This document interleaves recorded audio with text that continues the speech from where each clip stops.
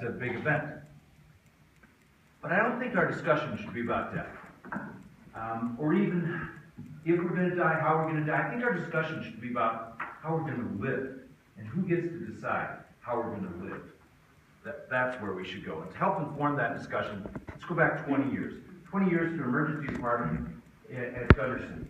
In comes a lovely 82-year-old long-term dialysis patient. Daughter at her side, son at the other side. A devastating stroke.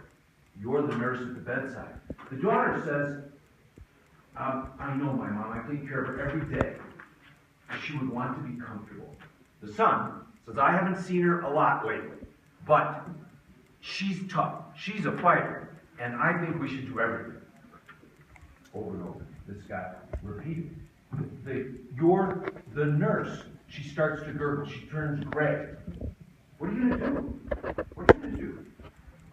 The implication is huge. Life or death for the patient, long term for the family. So many times we're in this situation where we said, only we knew what the patient wanted. Now the solution was in the mission, the core of the organization, to improve the health and well-being of patients and the community.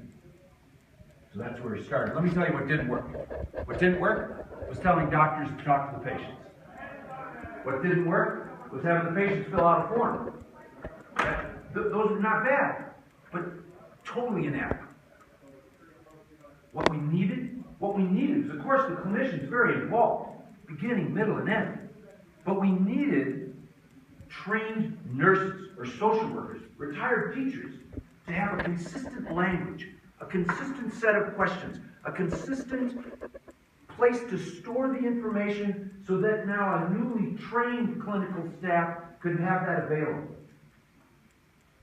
The organization, the healthcare organization, had to make it crystal clear that the wishes of the patients were paramount, and that not following the patient's wishes was a cause for peer review no different than a medical or a surgical error. The system had to have measurement. We had to measure our outcomes. We had to have both aggressive and less aggressive care, and we had to honor those choices. And so what happened? What were those outcomes? The outcomes were stunning. 95% of our seniors in the last 2 years of life have advanced care plans, most often shared with their family. 95%. 2 to 3 times what most of the rest of the country is. 98% of the time, those plans are available. And 98% of the time, the clinicians are able to follow those plans. Amazing results. And as a byproduct, by the way, if you allow patients to choose, they often choose less aggressive care. So Gunderson is at the first percentile for the last 2 decades in Medicare spending in the last 2 years of life. The first percentile at the bottom, not by design, but by the patient's choice. So you might say, well, Wisconsin, of course, they're all bachelor Norwegian farmers. People have told me this. And so, of course, it's easy. I said, you look at the Dartmouth Atlas. If you look at New York and LA, Philly and Miami, our seniors, our Medicare patients are older and poorer. They are fatter, they smoke more, and they drink more than those other geographic areas. It's really not that easy. Let's go back to our patient. What happens with our patient? Well, what happened then happens in many places in the country still today.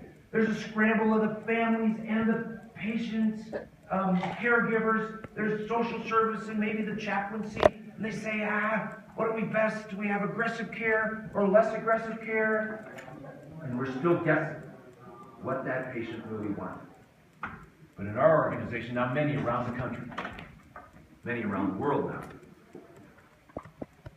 we have a system of care where through the eyes of the patient, they have the highest quality, lowest cost, most direction over their care they've ever had in their life.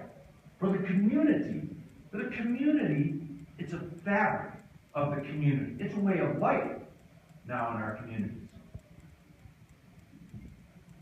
For the staff, it is remarkably less stress in this time of life-defining moments. And for the organization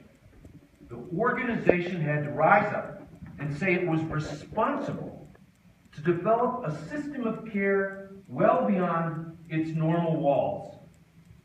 But it also had to demonstrate a relentless desire to let the patient decide how they wanted to live.